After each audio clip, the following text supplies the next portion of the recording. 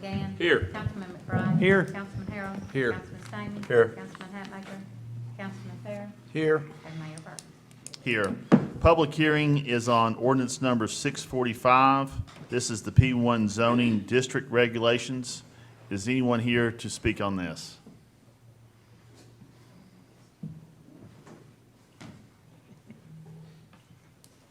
Please state your name and address. Tom Wortham at 2 Center Plaza, here representing the Aspire Foundation, and we are happy that you have considered this and this is passed on the first reading.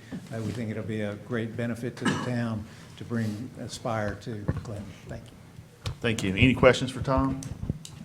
Thank you. Any other discussion? Adjourn public hearing.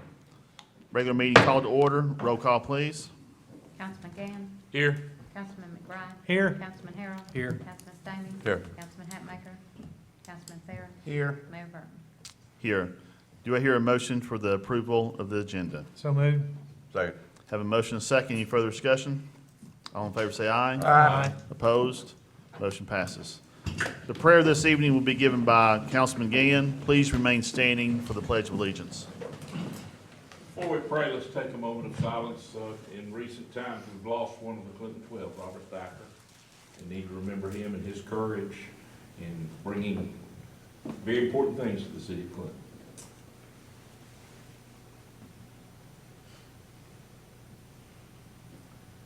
Our Father, we thank Thee for all Thy blessings. We thank Thee for the season that we're in when we give thanksgiving for all that You've done for us.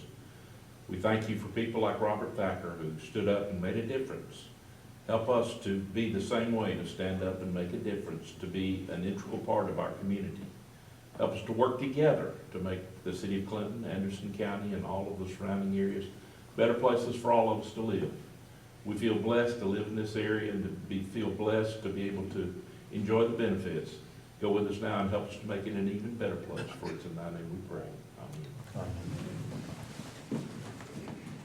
I pledge pledge allegiance to the flag of the United States of America and to the republic for which it stands, one nation, under God, indivisible, with liberty and justice for all.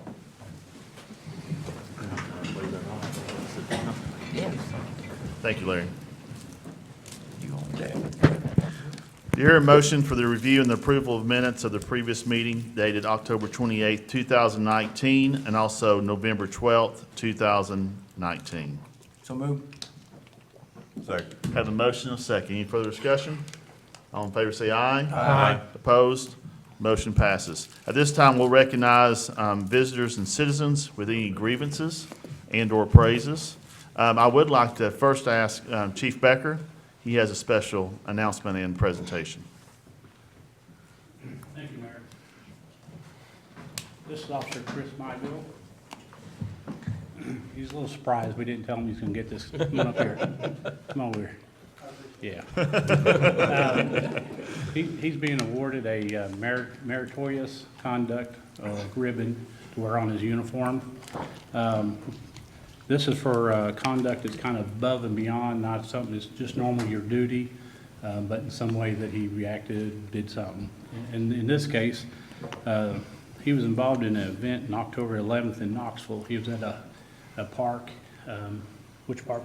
Victor Ash. Victor Ash Park, with his family and his dog, and he noticed a disturbance, and the disturbance escalated into a physical altercation where one man was stabbing the other man.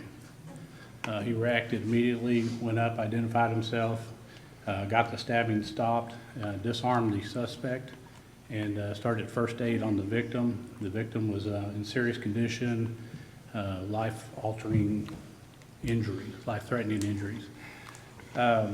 He, of course, stayed until the police got there. The subject stayed on scene, was arrested. The victim was transported, and as of now, he's recovering. He's had several surgeries, and he's recovering in part because the first aid was so quick. So with that, I'd like to give him a ribbon to wear on his uniform. Thank you. All right? Appreciate it. And it's-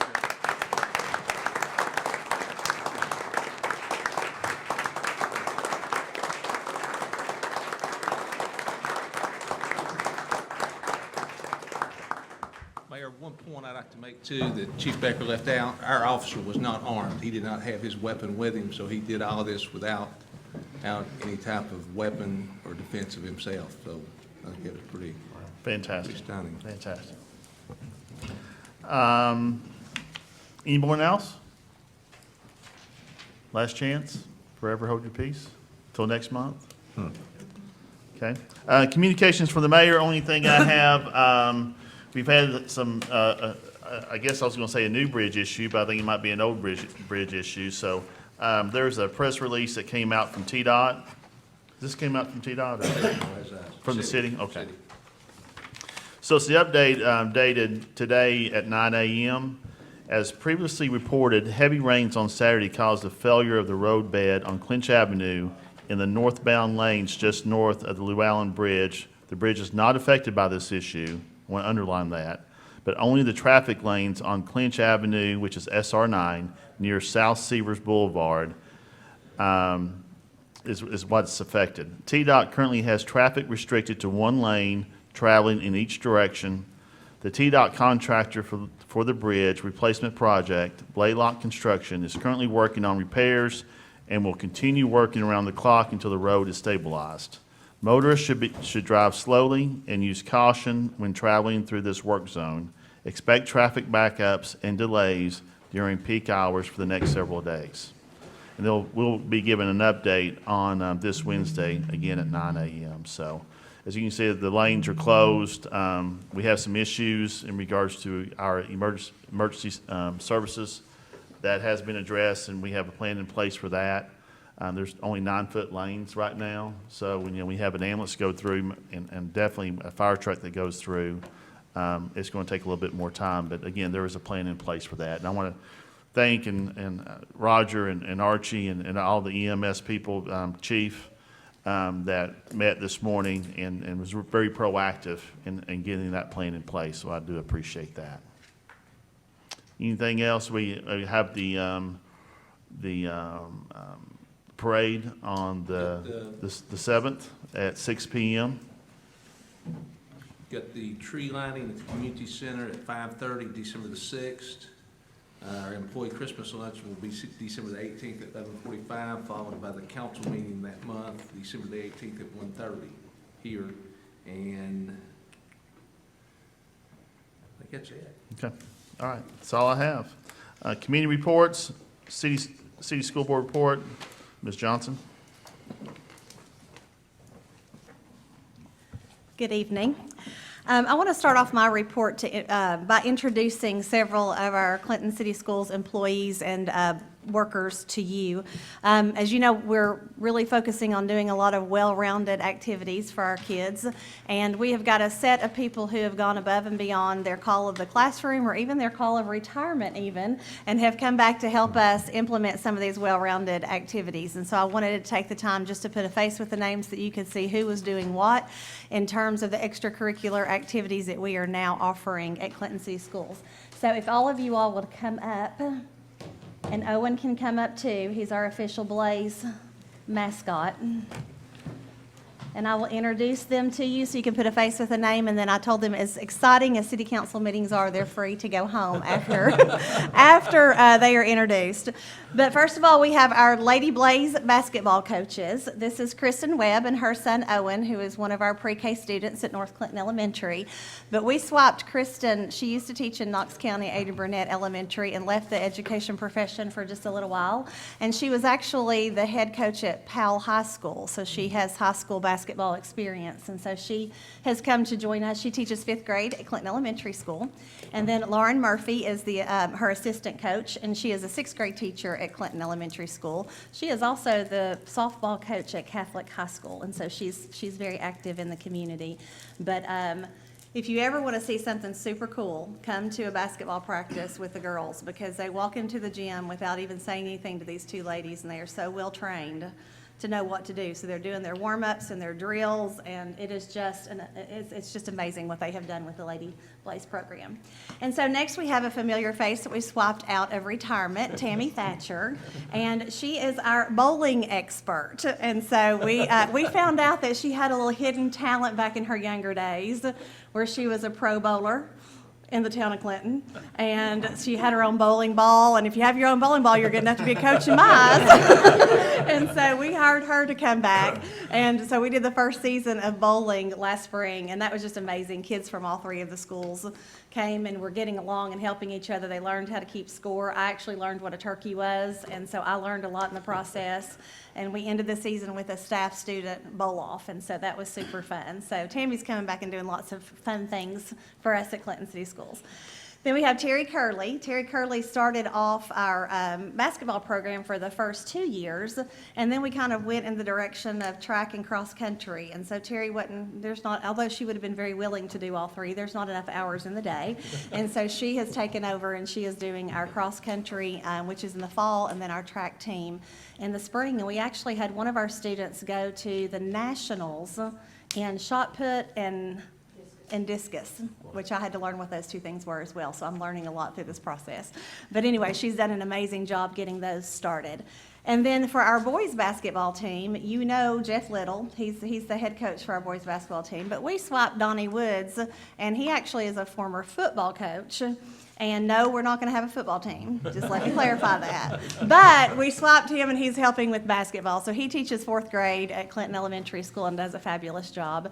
And then Terry, of course, is our PE teacher at Clinton Elementary. And so these are just a few of the faces I just wanted to say thank you for going above and beyond for our kids and above and beyond the hours of a classroom to provide these well-rounded experiences for them. Thank you so much.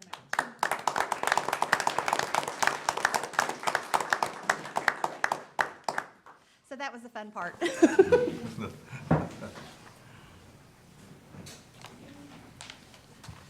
So last month I came to you kind of giving you a heads up about where we were with our expansion with Clinton Elementary School and the need to have some additional classrooms and some additional spaces for us to do intervention small group classes during the day. So if you recall last month, I brought to you a proposal where we're looking at adding 4 additional classrooms and 4 additional what we call response to intervention rooms, which is basically a place where we can do small group instruction at the end of the west wing. And I showed you a potential layout of that. So I want to kind of tell you the plan that we have come up with. I've been in conversations with Roger and Gail, and Scott Ray has been an integral part of this as well. But I needed to put some context behind kind of what we have going on here so that you have a full picture of where we stand financially. So what I put in front of you is just a loan summary of what we currently have at Clinton City Schools.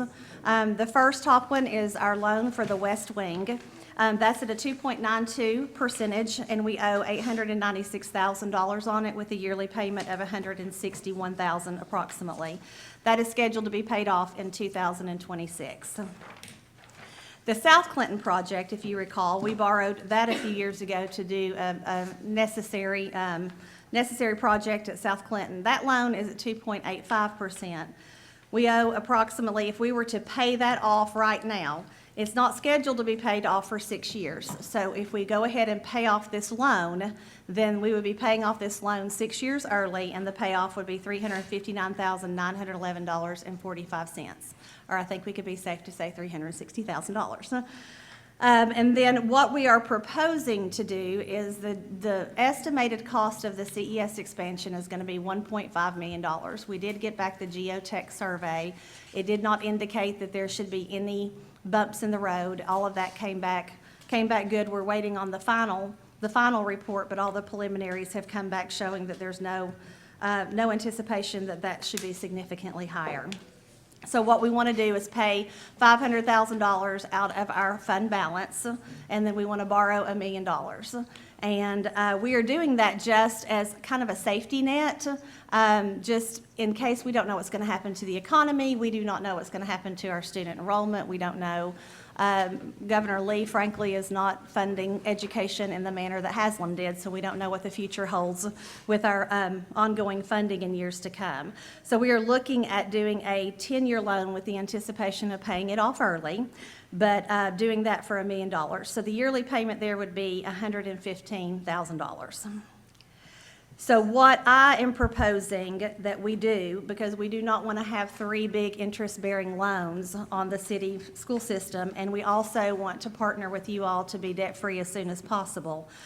I want to propose that we pay off the South Clinton project in a one lump sum amount of $360,000 to get that loan completely off of our books. And then that would be the city's portion of helping us with the CES expansion. And then CES then would take on the $1 million loan and the $500,000 out of our fund balance. And so this is just kind of the general plan of what I would like to propose to you today. So all I'm asking for today is just approval of the plan. And if you approve the plan, then Roger and I will work to come back with a resolution at the December meeting. So any questions for me? Let me ask for a motion first. Do you have a motion for approval? So move. Second. Have a motion and a second. Discussion? Mayor, can I start it? Yes. Kelly and I, Gail, Scott, we've been working on this for the last week and a half. We looked at it back before I went out of town, but when I got back, we've been working on it. We think this is by far the best case scenario, not to dip too far in each fund balance. Kelly thinks she can still get it paid off in 6 years to stay with our debt, kind of as we did with the fire truck. As Kelly said, our contribution would be the payoff of the $360,000 loan. And then also, and we've talked about this, that this is just to build the building. Once it gets built, we have around $80,000 in our capital outlay fund that we set up for them. At that time, see what the needs are, and if they need to come back and look at dipping into that capital fund that's reserved for the schools, we could do that. So our share could be, well over $440,000, which is a good partner, I think, with the schools. Staff's fine with it. We would rather do the lump sum payment than try to help pay on the debt each year. We'd rather do the lump sum by all means. So we're good with it. And then our thinking is when we free up that $65,000 payment each year with the South Clinton, that's just money that we could roll in to try to get that loan paid off Right. faster. Well, I'm always the firm belief of, if it's not broken, let's don't try to fix it. And I think our partnerships over, since Roger's been here, that it's worked. We've both gotten stronger.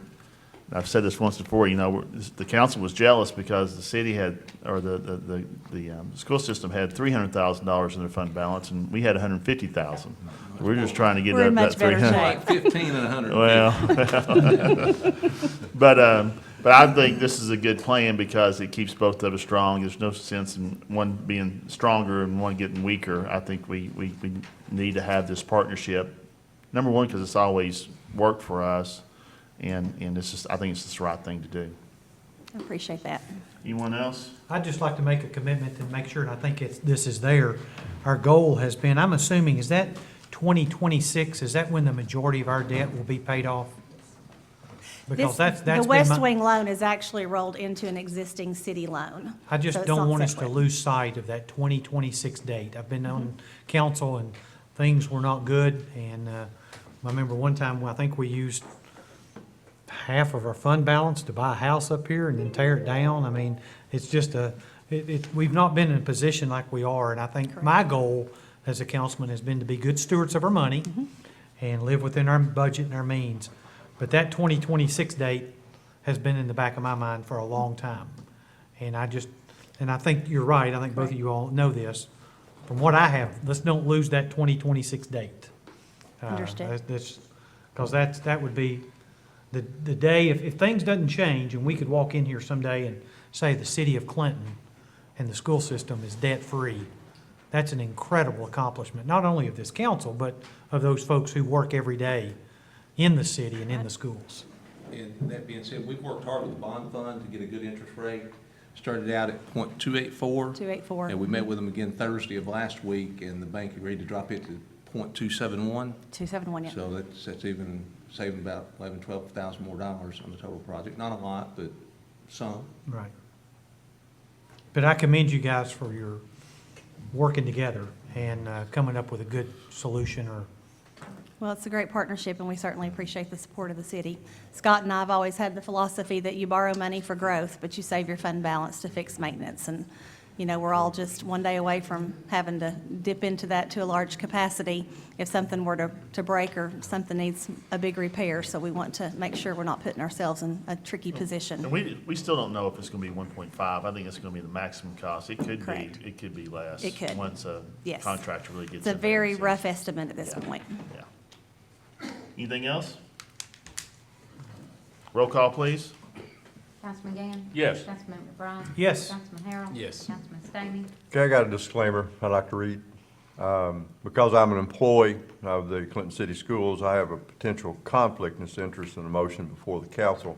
However, I declare that my argument and my vote answers to my conscience and to my obligation to the constituents and the citizens this body represents. So my vote is yes. Councilman Hatmaker and Councilman Farron? Yes. And Mayor Burton? Yes. Motion passes. Thank you. Thank you, Kelly. That concludes my report. Any questions for me? Nothing for Scott? We're giving you a break from him. That's my Thanksgiving gift to This you is a all. Thanksgiving, it's a It's the great gift that keeps Thanksgiving. I on know this is a gift. Thank you. These numbers have got Scott scared. is what it is. Clinton Regional Planning Commission report, Councilman Gann. The Board of Zoning Appeals was scheduled to meet on November 14th, had no business, but the Planning Commission did meet on November 14th. Applicant Thomas Hicks Construction requesting bond setting for Frank Price Landing located at Frank Price Boulevard. Some of the numbers weren't in on this, but the Planning Commission voted as normal procedure to set the bond, once the numbers are in, by the highest estimate plus 20%, and that's standard procedure that we go through on any kind of development like that. So that wasn't anything out of the ordinary. Applicant Manny Hertz requesting site plan review for property located at Frank Diggs Drive. This is a site plan review and subject to signatures and certification on the site plan. This was also moved for approval. And then applicant Black Horse Capital Partners requesting final plat review for property located at Sinking Springs Road. And also you may look at number 3 there, Black Horse Capital Partners requesting final site plan review of property located at Sinking Springs Road. These are different parcels. And you can see the description there. Due to the road and other related developments, which are going to have to be moved, a financial guarantee is required. The representative present stated the developers were working on a tax increment financing, TIF arrangement with the industrial board and the city, and this would ensure that the money was available for the improvements, and staff recommended documentation of this agreement be forwarded to the city for confirmation that money will be available. And so based upon that, the Planning Commission voted to approve the site plan contingent upon the TIF document being forwarded to the city. So when that gets here, then that will be approved. And then staff had requested that the Planning Commission look at an amendment to the animal control ordinance pertaining to lot size being established for a minimum lot size of 2 acres. And after discussion, the Planning Commission went one better and made the recommendation that we change the minimum lot size for animal control to 3 acres. That's Any questions for Councilman Gann? Larry, what was the discussion between going from 2 to 3 acres? After some discussion, there were several 1 to places. 3? There were some places in the city that would fit the 2 acre guideline that we probably wouldn't want to have animals in. So it was decided, let's bump this to 3. Okay. I think But block- this acreage, if you will, will be in certain areas of town anyway, right? Right. But it would be the more suburban areas rather than the city. It's not for a certain zone in the town, it would be for any zone, but it would be your more suburban type, not as dense as downtown or Riverside, Mariner Point. You know, Maybe Blockhouse Valley, some out. Blockhouse maybe Valley. Blockhouse, Eagle I think Bend, Eagle some. Bend and Blockhouse Valley were the 2 Okay. major Some of concerns. those- and it was, original staff had it 1 acre, and planning commission took it to 3. And your recommendation is going to be 2? We've looked at maybe going back to 2, we've looked at some zoning maps, and if whatever y'all decide tonight, if we need to have one to present to y'all next week, or next, because it'll take 2 readings, we can get a zoning map so you can look at what acreage it would be and where it would affect. And even Final within it, reading. there are certain animals that are excluded. Yes, yes. No swine Okay. will be allowed. Does this address that issue that the nice young lady came in? Okay, thank you. Thank you. Well, I'd rather just be a little more conservative, because we can always take it situation by situation, maybe if somebody has more than 2 acres, to go with We 2. would have to be then- 2 or greater, that's why I said you couldn't have less than 2 to be able to have it. So it wouldn't be, So there wouldn't be a range on that, so 2 and up? Yeah, Okay. or 3 All and right, up, I whatever got you. y'all decide on. Okay, all right. The original was an acre, that may be a little too small. Did Christie talk about when she plans on breaking ground? She's Probably still, just I wait- think she's still got to get all of her finances together and some of the arrangements, Probably waiting for drier weather too, I guess. probably so. That project has been ongoing for a while. Yep. Any other questions, discussion? Thank you, Larry.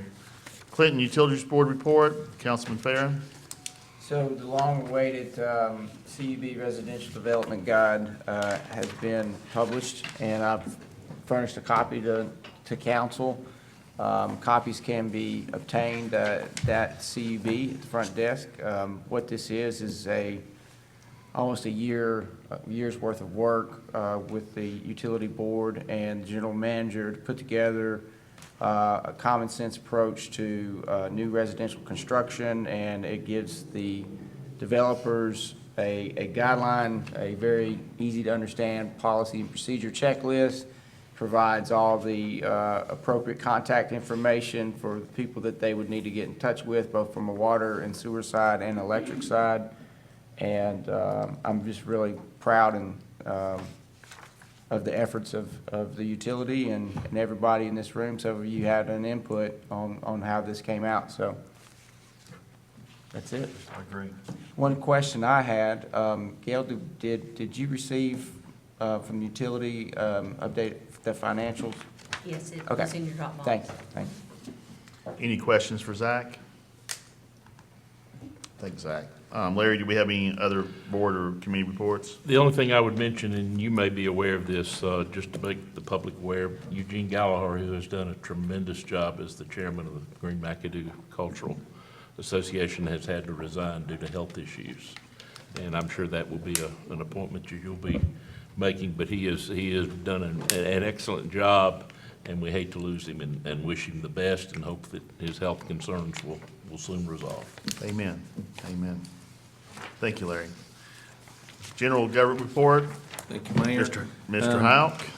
You gave us an update on the Llewellyn Bridge, just another little update. The bridge over Market Street, if you've noticed, about the last week, they have not been working. We were told this morning that the contractor has ran into some unforeseen issues.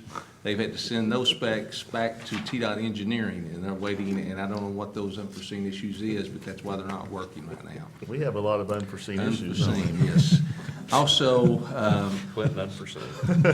a week ago, while I was out of town, we received from the Election Commission attorneys a request for payment on their invoices. Now, this goes back to the Stamey versus Young lawsuit, Young versus Stamey lawsuit.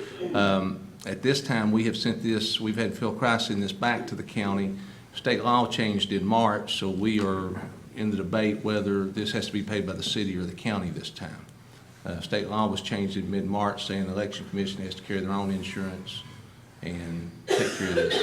Otherwise, if not, the new bill is $7,967.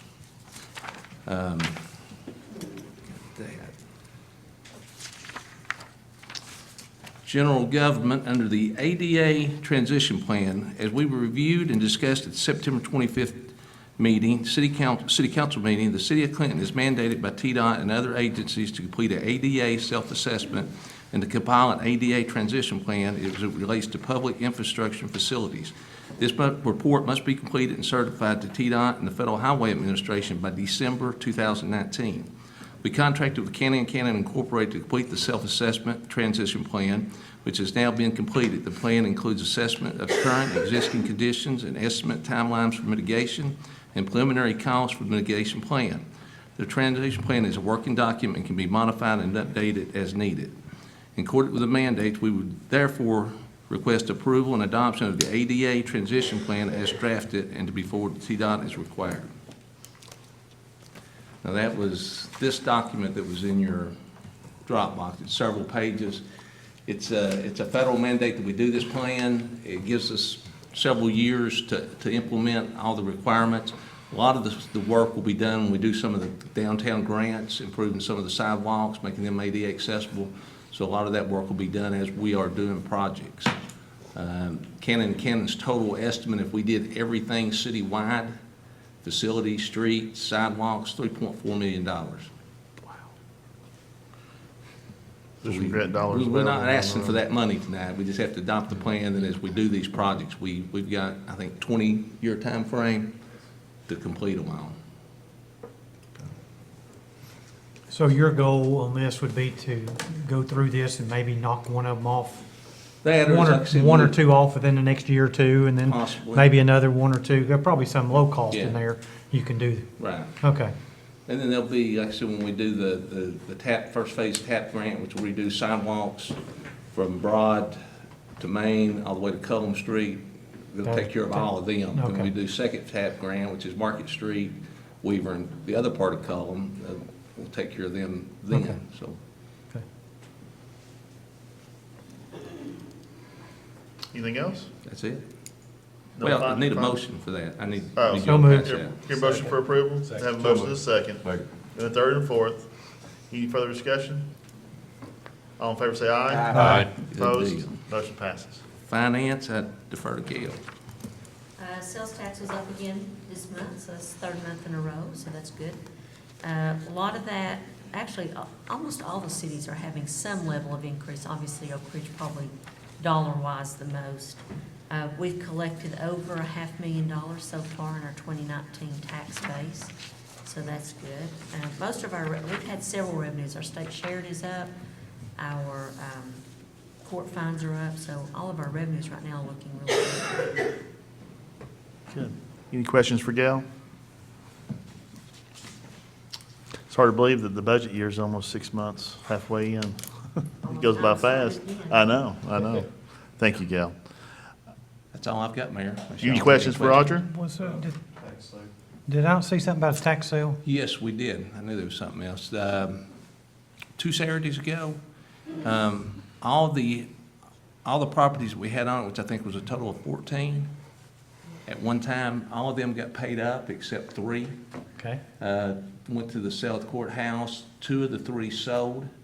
The one that didn't was a higher base bid because it actually had a house on it that we tore down, so we'd had some liens on it. I think it was, minimum bid was like $13,500. Right now, we've determined it's a lot off of Leinert, a wooded lot. Right now, we could buy it from the county, pay the county as part of the taxes. It would cost us $2,500, but I don't know if we could turn around and sell it for that. So at this time, we'll just let it sit on the tax roll. Either the county will have a tax sale and sell it, or we'll do it at another one. But so, pretty much it worked. so it cleaned up? So how much was the Delinquent total that taxes. we collected? What did we sell them for? What was the total collection? Yes. Look, one property, base bid was about $3,900, and that's what it went for. When we talk about the base bid, that's taxes up through 2018 or 2019, 2018? So we collect all current taxes, county and city, not just the delinquent taxes. And then the other one, the base bid was $6,300, and it went for $12,000. So my question is, you knew I was gonna probably have to comment or question one. This was the first time we've done one of these within the city, right? Yes. And our goal is to never do these because we hope people pay their taxes. But this will be on our radar, and is this a yearly thing we look at, or is this a every 24 to 36 month thing? I just don't want us to go like we've done in the past. Now that we've kind of set a precedent, just don't, I guess, let this fall completely off the radar. Is that Most of the time, the county catches it. correct? And the county actually has another tax sale coming up. But we had people who paid their county taxes that didn't pay their city taxes. Right.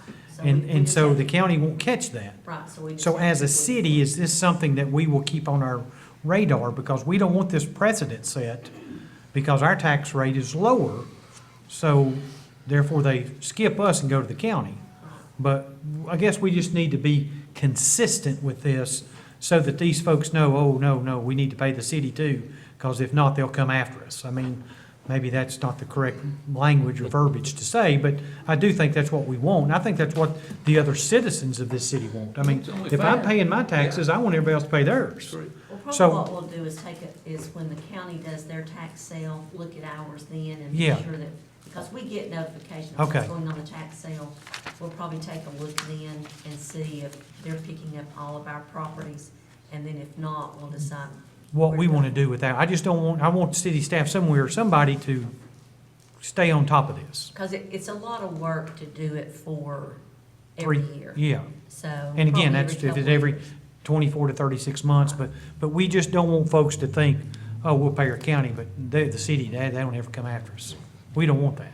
Even, and I think we talked about this before, even if we just swap nickels, everything we get, we pay for legal costs. At least people know that we're not gonna lay down. Anything else?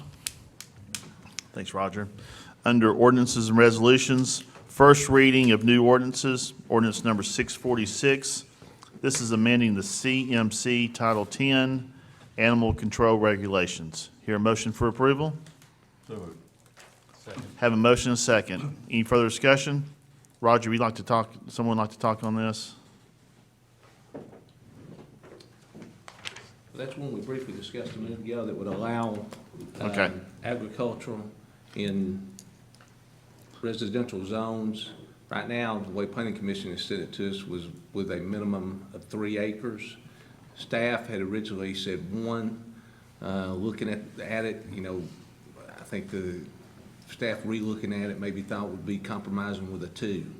So is this Said- something you can do between the first and second reading? Yes, yes, you can And- change it between the first, second, and we could provide with a copy of the map on Dropbox, and y'all can see it, which we meet again in 2.5 weeks, so it's not that far off. Okay. So, I mean, you could pass it as is and look at the map, decide if y'all want to change it by second reading, correct? But we Yeah. can ask that you all have that for us next Yes. meeting. Okay. So as it stands today, it's going to be over 1. Anything over 1? 3. Over 3. 3 or greater. Then if we make changes, it's going to be 2 and greater. But next reading? Yes, you Okay, can pass it gotcha. as is today, then make the Right. amendment to it Okay. next meeting. Any further discussion? Roll call, please.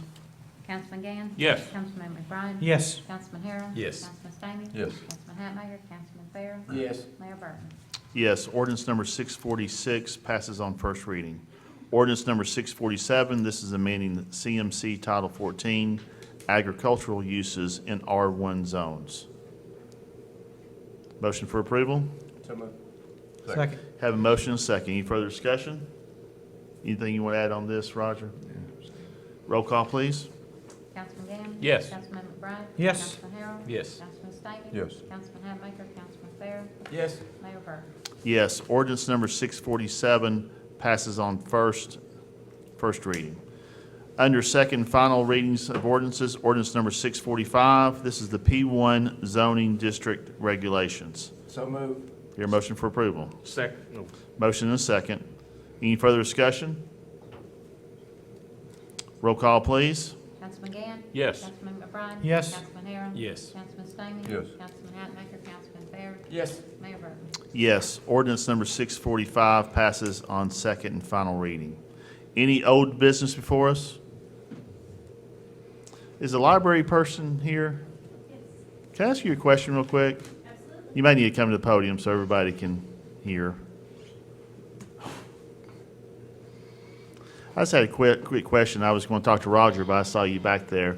Did y'all put new flooring down in the library? We're starting phase 1 of the project, yes. Okay, I've just heard some concerns from some residents as far as it's not going down as well as, The contractor's Hope. coming back over the weekend to Okay. repair that. okay. Was it just kind of just turning up, or the glue was not enough glue, or? I am uncertain if they didn't let the patch dry correctly when they put it down in the lobby, or if they did not put enough down at the first go.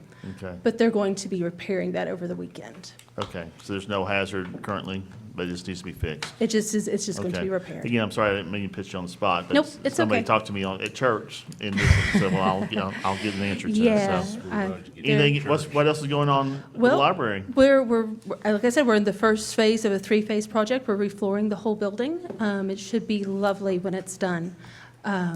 We're switching to hard surfaces, so it'll be easy to clean and easy for people to walk over in a easy way. We've had about 80,000 people in the building each year for the past couple of years, and the carpet's got grooves practically worn in it at this point.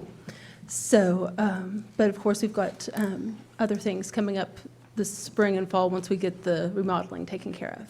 Good, good. Well, thank you. You're Thank you for the update. Any other old business? New business? Mr. Mayor, I believe there's a cookie crawl being held downtown Market Street. Can someone approach the podium and just make that announcement, please? In conjunction with several other Christmas activities that are happening in the city, I believe, that day. On December 6th, we'll have our cookie crawl from 5 to 8 that night, and all the shops that are participating will have cookies. There's been a little bit of confusion who's going to be where because of the Christmas tree with the city. So we have planned to do that. I think there's going to be food trucks there. We had a real successful time last year with the tree lighting and the fire truck and everything, so there's been a little bit of ups and downs about it, and we are going to have Christmas trees on the street. I think we've gotten approval for the lighting and all that's down, so we want everybody to come out that night and participate. Every store will have cookies that night and probably some on Saturday too. And we've got, Santa's going to be there. Santa and Mrs. Claus will be there. And our carolers from Oak Ridge that dress up in the Dickens era costumes will be there. So we've got a lot of things going on down there that night. Good. Now, my understanding is we're going to have the tree lighting outside the community center at 5 o'clock. Also, we're going to have a chili cook-off. It's the employees doing that. The yes. employees doing that. So come down, Timely Topics is doing the Christmas tree, then head downtown and enjoy those festivities too. So there's a lot of stuff going on. It's just a couple blocks away, so. Mayor, Pray till last Saturday. week, Jason and I met with some of the merchants up there, and next year we'll try to coordinate this thing a little more efficiently, where it's a citywide event, not just Market or Main or just one big event. Probably we'll change the date and move it back to the weekend after Thanksgiving, so it'd be this coming weekend. Everybody like that idea, maybe doing it on a Saturday and having, like I said, more of a citywide coordinated event. Good, good. Thank you. Thank you. Also, Mr. Mayor, I'd like to make the announcement that, just a reminder that the Memorial Methodist Men's Class is going to have its annual Thanksgiving breakfast from 8 to 9, and it's an annual tradition, so. Yes, please come. I know there's a lot of activities during Thanksgiving. I know Second Baptist, y'all deliver a lot of meals, and a lot of churches are active during that day, but you'll have to come to ours. We'd like for you to, but just go out and enjoy the fellowship and a lot of things we can be thankful for. Anything else? Motion to adjourn? So moved. Means adjourned.